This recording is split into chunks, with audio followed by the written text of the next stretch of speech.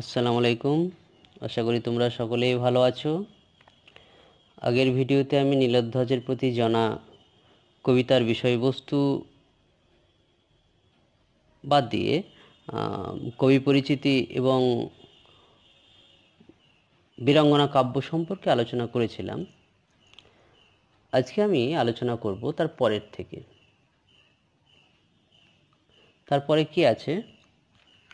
আজকে যেটা আলোচনা করব সেটা হচ্ছে আমাদের বীরাঙ্গনা কাব্যের 11তম পত্রিকা নীলধ্বজের প্রতি জনা, সেই পত্রিকা সম্পর্কে এবার আমরা আলোচনা করব। দেখো, নীলধ্বজের প্রতি জনা এই কবিতাটি পড়তে গেলে আগে তোমাদের কিছু কাহিনী জানতে হবে। কিসের কাহিনী? তোমরা শোনো, আমি পুরো ডিটেলসে বলছি, শুধু মন দিয়ে শুনে যাও, দেখো খুবই ভালো লাগবে।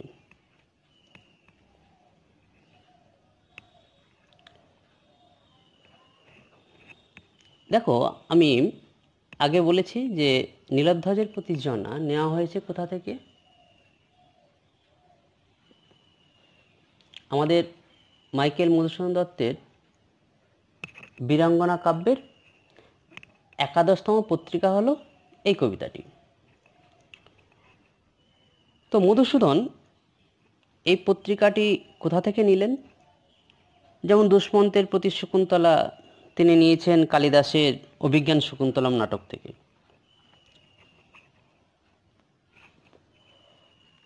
তারপর দশরথের প্রতি কৈকি এই পত্রিকাটি তিনি নিয়েছেন আমাদের রামায়ণ থেকে। অর্জুনের প্রতি দ্রৌপদী তিনি নিয়েছেন মহাভারত থেকে। পুরুরবার প্রতি উর্বশী আবার তিনি নিয়েছেন আমাদের কালিদাসের বিক্রমবর্ষীয় নাটক থেকে। এবার আমাদের নীলধ্বজের প্রতি জনা, এটাও তো তিনি কোথা থেকে নিয়েছেন?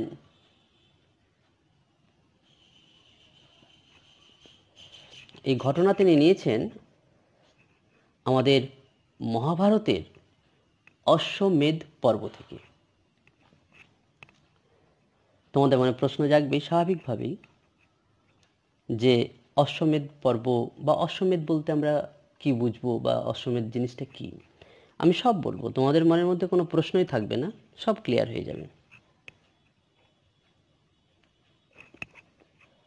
তার আগে, কবিতায় প্রবেশ করার আগে, কবিতার বিষয়বস্তু বলার আগে আমি সংক্ষিপ্ত আকারে মহাভারতের কিছু কথা বলি। শোনো, শুরু করছি মহাভারতের ছোট্ট একটা কাহিনী। রাজ্যের নাম হস্তিনাপুর। সেই রাজ্যের রাজার নাম হলো বিচিত্রবীর্য। রাজ্যের নাম হস্তিনাপুর আর রাজার নাম হলো বিচিত্রবীর্য। তার দুই সন্তান, একটা হলো ধৃতরাষ্ট্র আর একটা হলো পাণ্ডু।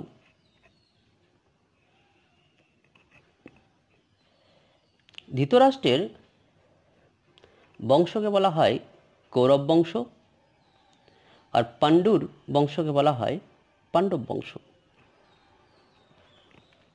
এবার ধৃতরাষ্ট্র সম্পর্কে একটু আলোচনা দিই, পরিচয় দিই। দেখো, ধৃতরাষ্ট্রের পিতার নাম বললাম বিচিত্রবীর্য, রাজ্যের নাম হস্তিনাপুর। ধৃতরাষ্ট্র ছিলেন জন্মান্ধ। মানে কি? জন্ম হইতে অন্ধ, মানে তিনি জন্ম থেকে অন্ধ ছিলেন। আর তার স্ত্রী ছিল, তার স্ত্রীর নাম হলো গান্ধারী।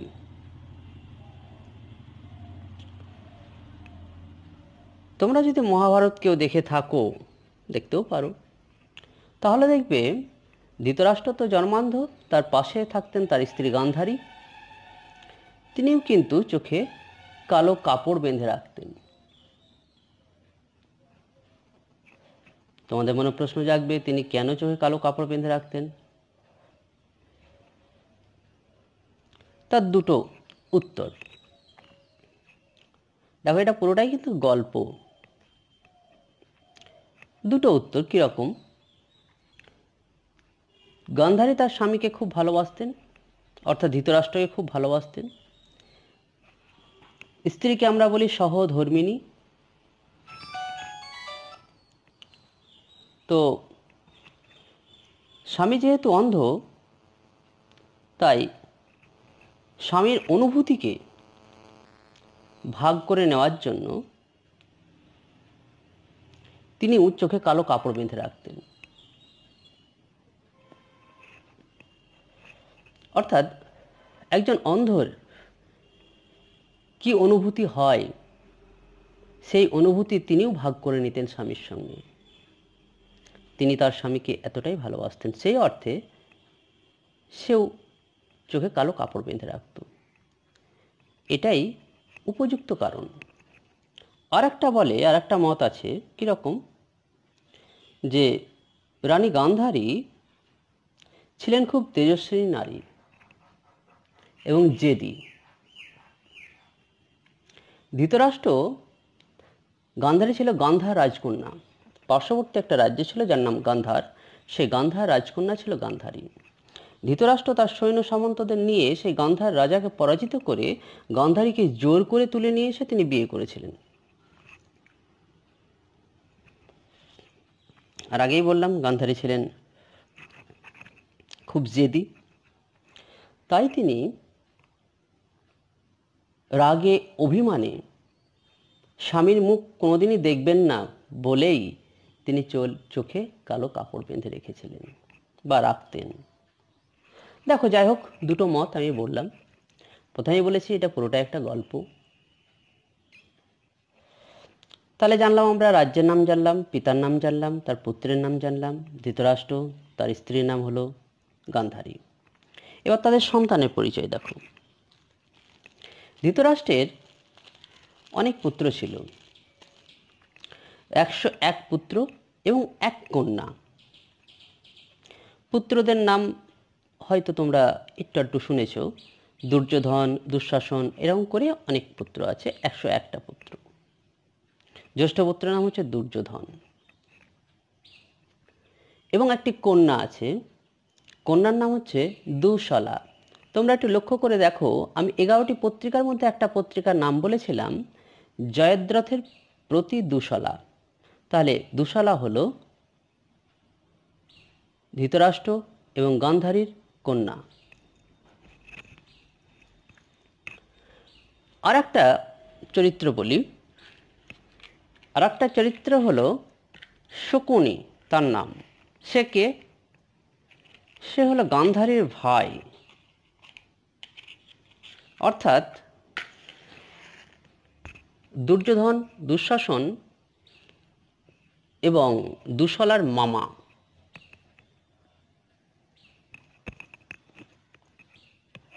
হচ্ছে শকুনি। তাহলে কৌরব বংশের পরিচয় কি পেলাম? রাজা ধৃতরাষ্ট্র, গান্ধারী, 101টা পুত্র, 1টা কন্যা, দুর্যোধন, দুঃশাসন, দুশলা, আর তাদের মামা শকুনি। এবার আমরা চলে আসি পাণ্ডুর পরিচয়ে। পাণ্ডুর স্ত্রী ছিল 2টি, এক হচ্ছে কুন্তী, 2 হলো মাদ্রী। কুন্তীর পরিচয় দিই। তার পুত্র সংখ্যা হচ্ছে পাণ্ডুর 5টি পুত্র, তাই তাকে পঞ্চপাণ্ডব বলা হয়। জ্যেষ্ঠ পুত্রের নাম হচ্ছে যুধিষ্ঠির, ভীম, অর্জুন, নকুল, সহদেব। এই 5 ভাইয়ের মধ্যে সবচেয়ে শক্তিশালী ছিলেন অর্জুন। অর্জুনকে বলা হয় তৃতীয় পাণ্ডব। আমরা যখন পত্রিকাটি পড়ব তখন অর্জুনের একাধিক নাম জানতে পারব। এখানে আমি একটি নাম বললাম, অর্জুনের নাম তৃতীয় পাণ্ডব। তিনি ছিলেন তীরন্দাজ। তীরন্দাজ বলতে গেলে তীর ধনুকে খুব পারদর্শী ছিলেন। তার ধনুকের নাম ছিল গান্ডীব। এই 5 ভাইয়ের একটা স্ত্রী, তার নাম হলো দ্রৌপদী। দেখো, দুটো বংশ পেলাম, এক হচ্ছে পাণ্ডব, দুই হচ্ছে কৌরব। কৌরব বংশের পরিধি অনেক বড়, কিন্তু তারা 2 ভাই বলতে পারো, দুটো বংশ, একদিকে সত্য অর্থাৎ সৎ, আর একদিকে অসৎ। সৎ কারা? এই পাণ্ডুর বংশ 5 ভাই, তারা ছিল সত্যমেব জয়তে, সত্য পথেই চলতো সবসময়। আর কৌরব বংশ সবসময় ছল, চাতুরতা, কিভাবে মানুষকে ঠকাবো, এই ছিল তাদের নীতি। অর্থাৎ তারা ছিল সম্পূর্ণ অসৎ। আর তাদের মূল চাবিকাঠি ছিল তাদের মামা শকুনি। সেই তাদেরকে নিয়ন্ত্রণ করত, সর্বদাই কুমন্ত্রণা দিত এবং খারাপ চিন্তাভাবনা তাদের মাথার মধ্যে ঘুরপাক খেত। মহাভারতের কাহিনী অনেক বড়, অনেক কাহিনী আছে, অনেক উপকাহিনী আছে। আমি অত কিছু বলতে যাচ্ছি না, খুবই সংক্ষিপ্ত আকারে বলার চেষ্টা করছি, শোনো। তাহলে আমি দুটো বংশের পরিচয় বললাম। পাণ্ডু 5 ভাই, পঞ্চপাণ্ডব, তাদের একটা স্ত্রী দ্রৌপদী। এবার একটা স্ত্রী দ্রৌপদী কিভাবে 5 ভাইয়ের স্ত্রী হলো, সেগুলো পরে আলোচনা করব। অর্জুন কোনো এক স্বয়ংবর সভায় গিয়েছিলেন। স্বয়ংবর সভা কি? স্বয়ংবর মানে নিজেই বর যে চয়ন করে তাকে বলে, সেই সভাকে বলে স্বয়ংবর সভা। সেখানে অর্জুন একটি প্রতিযোগিতায় অংশগ্রহণ করেছিল, জয়লাভ করে দ্রৌপদীকে নিয়ে এসে। সেটা 5 ভাইয়ের স্ত্রী কেন হয়েছিল সেগুলো পরে পরে জানবে। এবার কোনো এক সময়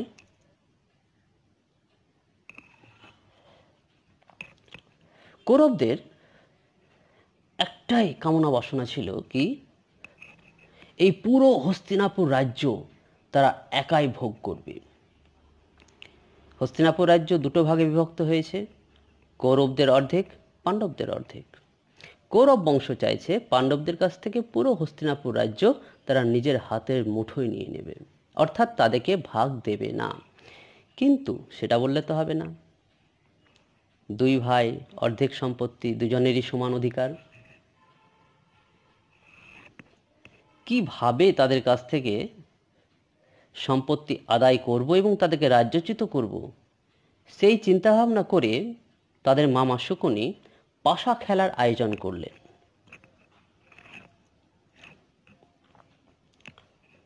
সেই পাশা খেলায় পাণ্ডবদের নিমন্ত্রণ জানানো হলো। 5 ভাই আসলো পাশা খেলা খেলতে, শুরু হয়ে গেল পাশা খেলা। কিন্তু সেই পাশা খেলা সৎভাবে হয়নি, ছল চাতুরতার মাধ্যমে। কিভাবে পাণ্ডবদের এই খেলায় পরাজিত করব, সেই কলাকৌশল অবলম্বন করেছিল কৌরবরা। আর তাদের মানে ছল চাতুরতার প্রধান ভূমিকা গ্রহণ করেছিল তাদের মামা শকুনি। যাই হোক, পাশা খেলায় পাণ্ডবরা হারতে শুরু করলো। সমস্ত রাজ্য যখন শেষ হয়ে গেল, পুরো রাজ্য যখন তারা হেরে ফেললো পাশা খেলায়, শেষ পর্যন্ত দ্রৌপদীকেও পাশা খেলায় দাঁড় করিয়ে দিল, দ্রৌপদীকেও হেরে ফেলল।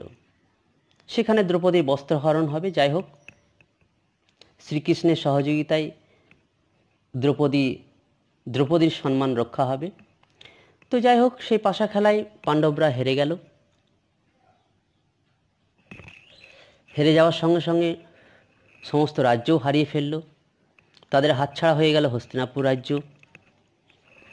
এবার কৌরবরা কি বলল, ঠিক আছে, পাণ্ডবরা যখন হেরেই ফেলল, তাদের শাস্তি হবে। তাদেরকে কোথায় যেতে হবে? হস্তিনাপুর রাজ্য ছেড়ে তাদেরকে বনবাস জীবন কাটাতে হবে। 12 বছরের বনবাস দিল কৌরবরা। আমরা রামায়ণে পড়েছি রামচন্দ্র পিতৃসত্য পালনের জন্য 14 বছরের বনবাসে গিয়েছিলেন। এখানে পঞ্চপাণ্ডব গেলেন 12 বছরের জন্য বনবাসে, আর 1 বছর অজ্ঞাতবাস, মানে বিনা পরিচয়ে কাটাতে হবে, ছদ্মবেশে থাকতে হবে। এই শর্ত দিয়ে তাদেরকে রাজ্য থেকে বিতাড়িত করা হলো। 12 বছর বনবাস জীবন কাটিয়ে আসার পর পাণ্ডবরা তাদের হিতরাজ্য, অর্থাৎ যে রাজ্য তারা হারিয়ে ফেলেছিল পাশা খেলায়, সেই হিতরাজ্য ফিরে পাওয়ার আবেদন করল কৌরবদের কাছে। কিন্তু কৌরবরা কি বলল? বলল যে বিনা যুদ্ধে নাহি দেব সুচুগ্রী মেদিনী, অর্থাৎ ছুঁচের অগ্রভাগ অর্থাৎ ডগাতে যতটুকু মাটি উঠবে ততটুকু মাটি বিনা যুদ্ধে আমি দেব না, আমরা দেব না। অর্থাৎ যুদ্ধ করো আমাদের সঙ্গে, যুদ্ধে যদি জয়লাভ করতে পারো তাহলে তোমাদের হারিয়ে যাওয়া রাজ্য, হিতরাজ্য আমরা অবশ্যই ফিরিয়ে দেব। ঠিক আছে, শুরু হয়ে গেল কুরুক্ষেত্র ময়দানে কুরুক্ষেত্রের যুদ্ধ।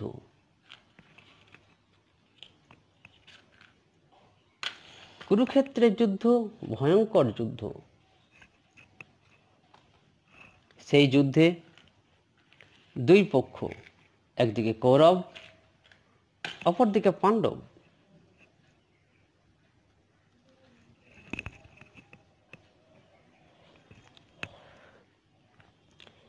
কুরুক্ষেত্র ময়দানে দুই প্রান্তে দুই বংশর সৈন্য সামন্ত নিয়ে তারা দাঁড়িয়ে আছে। শুরু হবে এবার যুদ্ধ।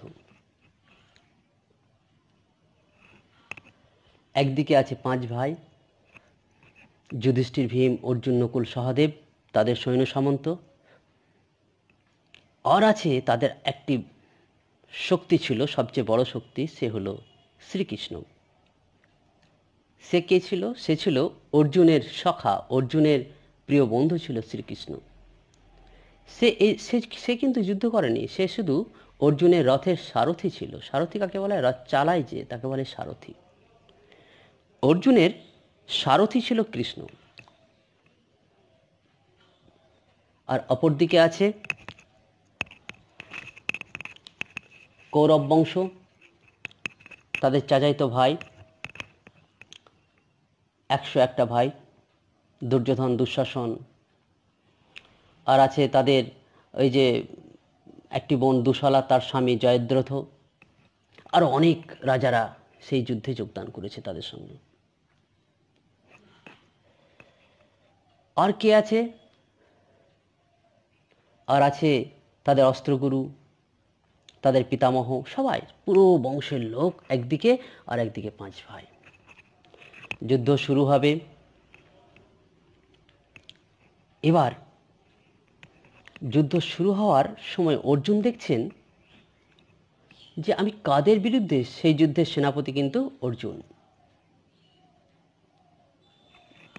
অর্জুন দেখছে আমি কাদের বিরুদ্ধে যুদ্ধ ঘোষণা করব? তারা তো আমার রক্তের লোক, তারা তো আমার আপন ভাই, আমি তাদের বিরুদ্ধে যুদ্ধ ঘোষণা করব? যুদ্ধ মানেই তো রক্তাক্ত ব্যাপার, যুদ্ধ মানেই তো কেউ হারবে কেউ জিতবে, হেরে যাওয়া মানেই তো কেউ মৃত্যুবরণ করবে, আমি তাদেরকে মেরে ফেলব। আর আছে কে? অস্ত্রগুরু, তাদের পিতামহ, যাদের কোলে সে বড় হয়েছে, যাদের কাছে সে মানুষ হয়েছে, তাদের বিরুদ্ধে সে অস্ত্র ধারণ করবে? অর্জুন ভাবছে। অর্জুন রথের উপর দাঁড়িয়ে তার অস্ত্র অর্থাৎ ধনুক নিচে নামিয়ে ফেললেন। কৃষ্ণ বলছে, হে অর্জুন, তুমি যুদ্ধ ঘোষণা করো, তুমি দেখো তোমার সামনে শত্রু আছে, তুমি তাদেরকে হত্যা করো। তারা অসৎ, তুমি তাদেরকে হত্যা করো, যুদ্ধে পরাজিত করো। পরাজিত করে তোমরা তোমাদের হিতরাজ্য আবার ফিরিয়ে নাও। অর্জুন কিন্তু যুদ্ধ করবে না বলে মনস্থির করে ফেলেছে। অস্ত্র পরিত্যাগ করে রথের উপর চুপ করে বসে পড়ল। কৃষ্ণ তাকে আবার বোঝাচ্ছে। তখন সে কৃষ্ণকে বলছে, তুমি কেন আমাকে বারে বারে বিরক্ত করছো? আমি আমার আপনজনদের বিরুদ্ধে কোনো মতেই যুদ্ধ ঘোষণা করতে পারবো না, অস্ত্র ধারণ করতে পারবো না। তুমি কে? তুমি কেন আমাকে বিরক্ত করছো বারবার? এই যে পর্ব, এই পর্বটা হচ্ছে মহাভারতের, এই পর্বটার নাম হলো বিশ্বরূপ দর্শন পর্ব। তখন এবার রথ থেকে শ্রীকৃষ্ণ নিচে নামলেন। শ্রীকৃষ্ণ বলছেন, দেখো, তুমি জানতে চাও তো আমি কে? তাহলে শোনো। সেখানে একটি সংস্কৃত শ্লোক বলবেন। শ্লোকটা একটু বলার চেষ্টা করছি, একটু শোনো। কৃষ্ণ বলছেন, যদা যদা হি ধর্মস্য গ্লানি ভবতি ভারত উদ্ভুত্থানম অধর্মস্য তদাত্মানং সৃজামহং পরিত্রাণং সাধুনাং বিনাশ্চয়ং দুষ্কৃতাং ধর্ম সংস্থাপনাম সম্ভবানি যুগে যুগে।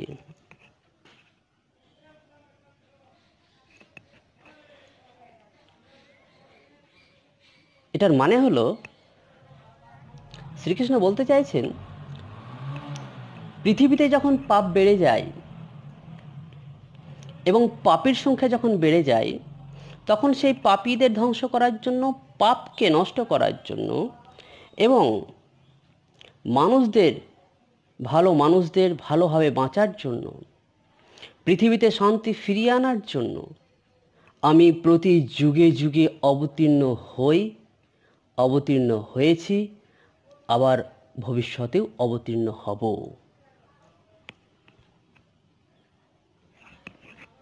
তারপরই শ্রীকৃষ্ণ অর্জুনকে দিব্য দৃষ্টি দিলেন। দিব্য দৃষ্টি কীরকম? শুধু অর্জুনই দেখতে হবে। সে যা দেখাবে, যে দৃশ্য দেখাবে, শুধু সেই যুদ্ধের ময়দানে অর্জুনই দেখতে পাবে, অর্জুন ছাড়া আর কেউ দেখতে পাবে না। দিব্য দৃষ্টি দিল অর্জুনকে। অর্জুন কি দেখছে? পুরো তার দেহের ভিতরে পুরো কুরুক্ষেত্রের যুদ্ধের ফলাফলটা দেখতে পাচ্ছে, যে তার ভাইয়েরা সকলেই যুদ্ধক্ষেত্রে মারা গেছেন। পুরো ব্রহ্মাণ্ডকে কৃষ্ণের মুখের মধ্যে দেখতে পাচ্ছেন, সমস্ত দেবতাদের দেখতে পাচ্ছেন। তখন কৃষ্ণ বুঝতে পারলেন যে হ্যাঁ, এ সত্যি, এ সাধারণ মানুষ নয়, সে ভগবান। এই বলে তাকে প্রণাম করতে লাগলেন। কৃষ্ণ বলল, দেখো, আমি এই পাপী তাপীদের ধ্বংস করার জন্য পৃথিবীতে অবতীর্ণ হয়েছি। আমি তোমাকে সাহায্য নিচ্ছি না মাত্র। তুমি যদি এই কাজটা করো তো ভালো, না হলে আমি অন্য কাউকে দিয়ে করাবো। অর্থাৎ এই পাপ থেকে পৃথিবীকে মুক্তি দেওয়ার জন্যেই আমার এই পৃথিবীতে অবতীর্ণ হওয়া। তখন অর্জুন পুরো ব্যাপারটা বুঝতে পারলেন। তারপর শুরু হয়ে গেল কুরুক্ষেত্রের যুদ্ধ, ভয়ঙ্কর রক্তাক্ত যুদ্ধ। সেই যুদ্ধে পাণ্ডবরা জয়লাভ করলেন। কুরুক্ষেত্রের যুদ্ধের বিশাল বর্ণনা আছে। সেই যুদ্ধে একে একে মারা যাবে। আর একজন খুব গুরুত্বপূর্ণ চরিত্র আছে কুরুক্ষেত্রের যুদ্ধে, অর্জুনের পুত্র অভিমন্যু, সেও মারা যাবে। অভিমন্যুকে মারবে কে? এই যে বলেছি, দুশলা তার স্বামী জয়দ্রথ মেরে ফেলবে অর্জুনকে। যাই হোক, কুরুক্ষেত্রের যুদ্ধের কাহিনী পরে জানবে। এই কুরুক্ষেত্রের যুদ্ধে পাণ্ডবরা জয়লাভ করল, আর কৌরবরা যুদ্ধে পরাজিত হলো। পাণ্ডবরা তাদের হিতরাজ্য হস্তিনাপুর পুনরায় ফিরে পেল। ফিরে পাওয়ার পর তারা রাজত্ব শুরু করবে। রাজত্ব শুরু করার আগে পাণ্ডবদের জ্যেষ্ঠ ভ্রাতা তার নাম যুধিষ্ঠির। সে ঠিক করলো কি, যে আমরা তো আবার নতুন করে রাজ্য ফিরে পেলাম, তো ফিরে পাওয়া আমাদের এর আগে বনবাস জীবন হলো, অনেক দুঃখ কষ্ট গেল, বনবাস জীবন কাটিয়ে আবার ফিরে এলাম, যুদ্ধ করলাম, যুদ্ধে প্রচুর রক্তাক্ত ঘটনা ঘটে গেল, আপনজন অনেক মারা গেল, আবার আমরা রাজ্য ফিরে পেলাম। যাই হোক, এবার আমরা একটা যজ্ঞ করব। যজ্ঞটা করলো কে? তাদের বড় ভাই যুধিষ্ঠির। সেই যজ্ঞর নাম হলো অশ্বমেধ যজ্ঞ। এবার আমি বলি অশ্বমেধ যজ্ঞ জিনিসটা কি। দেখো, অশ্ব মানে ঘোড়া, মেদ মানে হচ্ছে চর্বি, অর্থাৎ ঘোড়ার চর্বি দিয়ে যে যজ্ঞ করা হয় বা হোম করা হয় বা পুজো করা হয় তাকেই বলবো আমরা অশ্বমেধ যজ্ঞ। তো এই অশ্বমেধ যজ্ঞ করেছিল যুধিষ্ঠির। এই যজ্ঞে কিছু শর্ত আছে। প্রথমে কি করা হয়, একটি সবল, শক্তিমান, শক্তিশালী একটি ঘোড়াকে প্রথমে চয়ন করা হয়। তারপর সেই ঘোড়ার মাথাতে তিলক পরিয়ে দিয়ে একটি পত্র, তার গলায় একটি পত্র বেঁধে দেওয়া হয়। তারপর ঘোড়াটিকে ছেড়ে দেওয়া হবে। সেই ঘোড়াটি পুরো 1 বছর যাবৎ যে যে রাজ্যের উপর দিয়ে যাবে সেই রাজ্যের রাজা সেই ঘোড়াটিকে রোধ করবে এবং পত্রখানি পড়বে। পড়ার পর সেই রাজা যদি ঘোড়াটিকে আবার ছেড়ে দেয়, তার মানে হলো এটাই যে যিনি অশ্বমেধ যজ্ঞের ঘোড়া ছেড়েছেন তার কাছে তিনি বশ্যতা স্বীকার করলেন, অর্থাৎ তার চেয়ে তিনি অধিক শক্তিশালী নন। আর যদি কেউ রোধ করে তাহলে জানা যাবে তার চেয়ে সে শক্তিশালী। তার পরিণাম কি হবে? সে রাজার সঙ্গে যে যজ্ঞের ঘোড়া ছেড়েছে তার যুদ্ধ হবে। ঠিক সেই রকমভাবেই অশ্বমেধ যজ্ঞের ঘোড়া ঘুরতে ঘুরতে ঘুরতে ঘুরতে এসে উপস্থিত হবে মহেশ্বরপুরী বলে একটা রাজ্য, সেই রাজ্যে।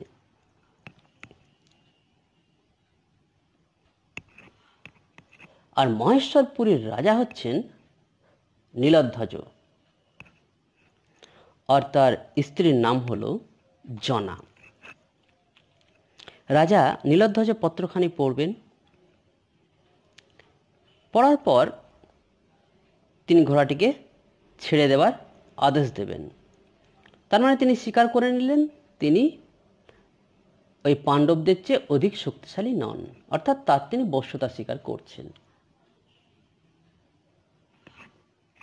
কিন্তু তার পুত্র প্রবীর সে কিন্তু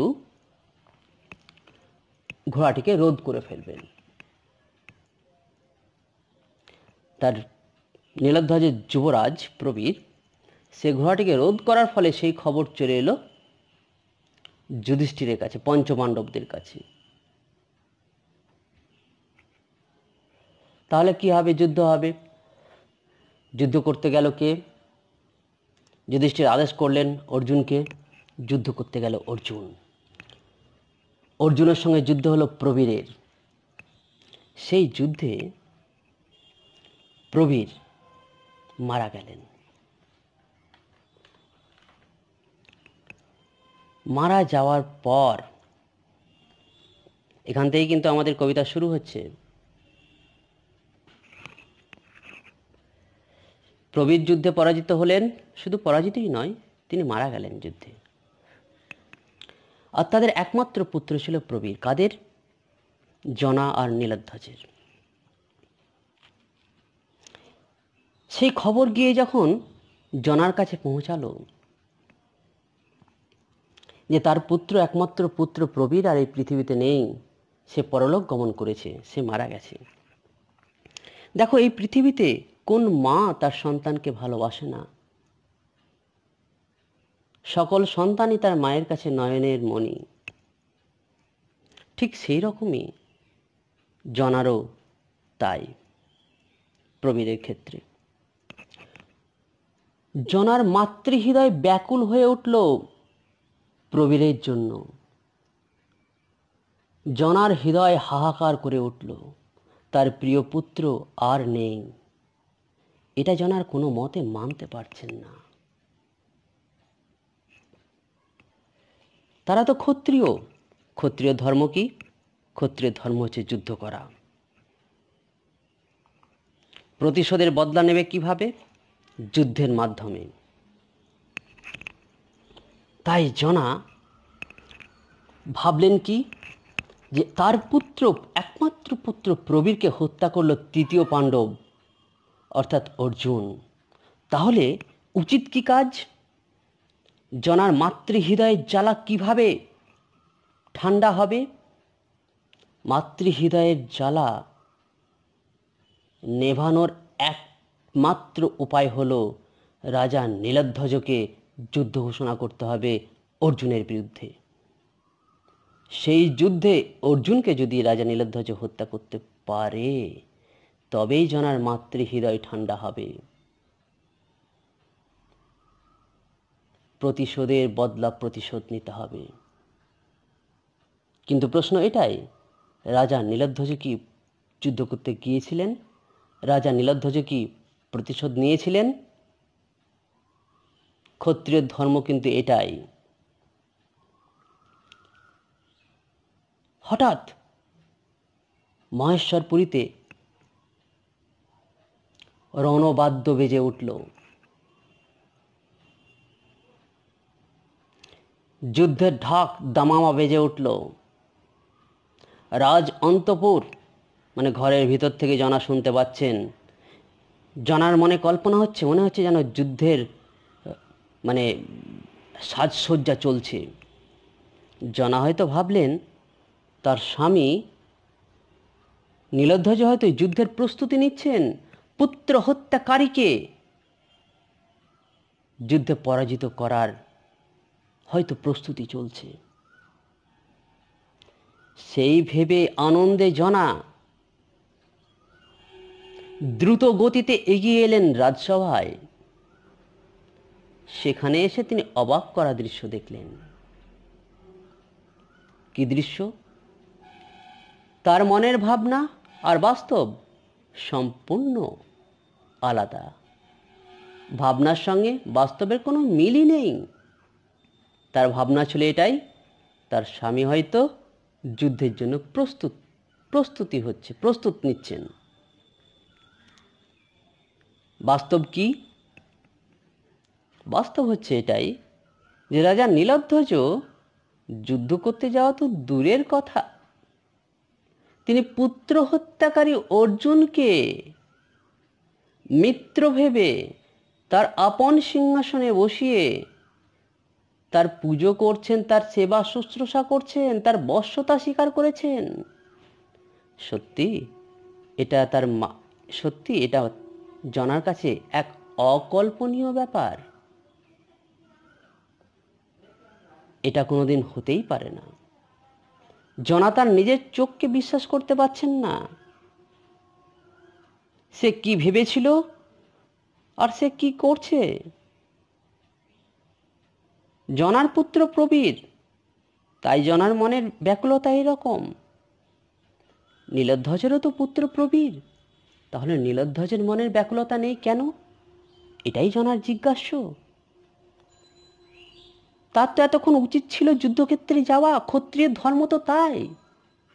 ক্ষত্রিয় ধর্ম হচ্ছে আবার যুদ্ধ করতে যাও, যুদ্ধ করে শত্রুকে বধ করো, হত্যা করো, তবেই তোমার পুত্রের আত্মা শান্তি পাবে, তবেই জনার হৃদয়ের আগুন নিভিয়ে যাবে। কিন্তু নীলধ্বজ সেটা করেননি। তিনি অর্জুনকে মিত্র ভেবে, সেই জন্য প্রথমে বললাম না যে ঢাক বাজছে,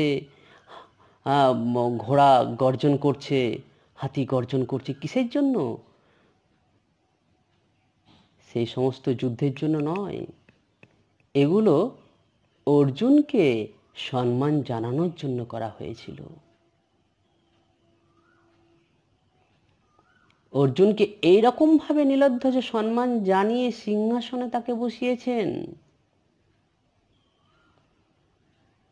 জনা এই দৃশ্য দেখে আর মনের রাগ নিয়ন্ত্রণ করতে পারলেন না। মনের জ্বালা আর ঠান্ডা করতে পারলেন না। তিনি শানিত বাক্যে মনের ক্ষোভ ব্যক্ত করার জন্য হাতে তুলে নিলেন কলম। মনের কথা তিনি লিখে ফেললেন তা রক্তাক্ষরে একটি একটি করে কাগজের মধ্যে লিখে ফেললেন একটি পত্র। সেই পত্র প্রেরণ করলেন স্বামী নীলধ্বজের কাছে। সেই পত্রই হলো আমাদের নীলধ্বজের প্রতি জনাপত্র। এবং পত্রের শেষে তিনি এটাও জানিয়েছেন, স্বামীকে তিনি তিরস্কার করছেন, স্বামীর জ্ঞান চক্ষু খুলে দেবার চেষ্টা করছেন। বারবার তিনি পত্রের মধ্যে জানাচ্ছেন, হে স্বামী, হে নাথ, হে প্রাণনাথ, আপনি মহেশ্বরপুরীর ধীরাজ, আপনার উচিত যুদ্ধ করা। আপনি ক্ষত্রিয়, আপনি কি ক্ষত্রিয় ধর্ম ভুলে গেছেন? বারবার রাজা নীলধ্বজের বিবেকে দংশন করছেন জনা। তার বিবেক চক্ষু, তার জ্ঞান চক্ষু খুলে দেবার চেষ্টা করেছেন। আর তার সঙ্গে ব্যাখ্যা করেছেন পাণ্ডবদের ওই চরিত্রের, 5 ভাইয়ের চরিত্রকে নিয়ে ব্যক্ত করেছেন, অর্জুনকে নিয়ে অর্জুনের চরিত্র এখানে ব্যক্ত করেছেন জনা। ব্যক্ত করেছেন অর্জুনের মা কুন্তির চরিত্রকে নিয়ে, ব্যক্ত করেছেন অর্জুনের স্ত্রী দ্রৌপদীর চরিত্রকে নিয়ে। একটাই কারণ, স্বামীর বিবেকবোধকে জাগিয়ে তোলা। তিনি বলতে যাচ্ছেন, জনা স্বামীকে বলতে যাচ্ছেন, হে স্বামী, হে নাথ, তুমি কাকে সম্মান জানাচ্ছ? যাকে তুমি সম্মান জানিয়ে সিংহাসনে বসিয়েছ যুদ্ধের পরিবর্তে, সে কে জানো? সে হচ্ছে তোমার পুত্র হত্যাকারী শত্রু, সে হলো অর্জুন। অর্জুনের মা কে জানো? হে স্বামী নীলধ্বজ, অর্জুনের মা হলো কুন্তি। কুন্তি কে জানো? কুন্তি হলো একটি ভ্রষ্টা রমণী। এই সমস্ত উপমা দিয়েছেন তার স্বামীর বিবেকবোধকে জাগিয়ে তোলার জন্য, যেন তার স্বামী তার কথায় ভুল ভাঙে এবং হাতে অস্ত্র নিয়ে সে যুদ্ধ করতে যায়, পুত্র হত্যাকারীকে বধ করে। তার মা কুন্তি, কুন্তিকে জানো? কুন্তি হচ্ছে একটি ভ্রষ্টা রমণী। কিরকম ভ্রষ্টা? তিনি কুন্তিকে ভ্রষ্টা রমণী কেন বলছেন? যে বিয়ে হয়েছে তার পাণ্ডুর সঙ্গে, কিন্তু বিয়ের আগে সূর্যের ঔরসজাত এক সন্তান তার গর্ভে চলে আসে। তার নাম হলো কর্ণ। তাহলে তুমি বুঝতে পারছো তার মা কিরকম, তাদের বংশ কিরকম। বিয়ের আগেই তার গর্ভে সন্তান চলে আসে, তাহলে সে তো চরিত্রহীন নারী। আর চরিত্রহীন নারীর পুত্র হচ্ছে অর্জুন। আর সেই অর্জুনকে তুমি বধ না করে তাকে সিংহাসনে বসিয়ে তুমি তার সেবা করছো, অতিথি সেবা করছো। এটা তোমার ঠিক না, এটা তোমার বীরের ধর্ম নয়। আবার তিনি বলছেন, হে স্বামী, তুমি কাকে সম্মান জানাচ্ছ? তার স্ত্রীকে জানো? তার স্ত্রী দ্রৌপদী। দ্রৌপদীও সেরকম। কিরকম? কবিতা যখন পড়বে তখন আরো ক্লিয়ার হয়ে যাবে। দ্রৌপদীর জন্য বলছে যে সেও কুন্তির মতো একই রকম।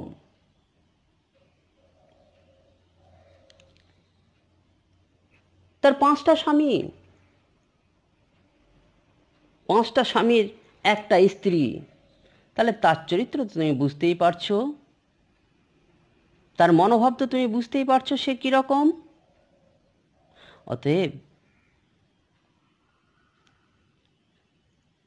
হে স্বামী, তুমি তোমার জ্ঞান চক্ষুকে ফিরিয়ে আনো, তুমি যুদ্ধক্ষেত্রে যাও, যুদ্ধ করো, এটাই তোমার ধর্ম। তুমি যদি শেষ পত্রের শেষে জানাচ্ছেন, তুমি যদি এসব কিছু না করো, তাহলে আমি তো আর তোমাকে জোর করে যুদ্ধক্ষেত্রে পাঠাতে পারি না। তাহলে আমি শেষ পর্যন্ত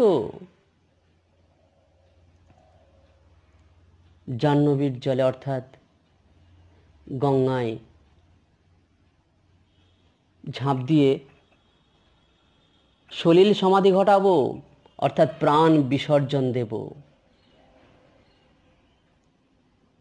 তুমি যখন রাজ অন্তপুরে এসে জনা বলে ডাক দেবে, তখন উত্তর দেবার মতো আর কেউ থাকবে না।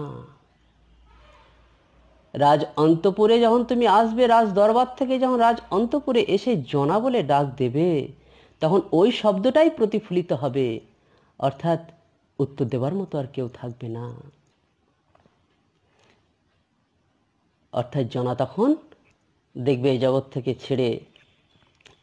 ছেড়ে অন্য জগতে চলে গেছে।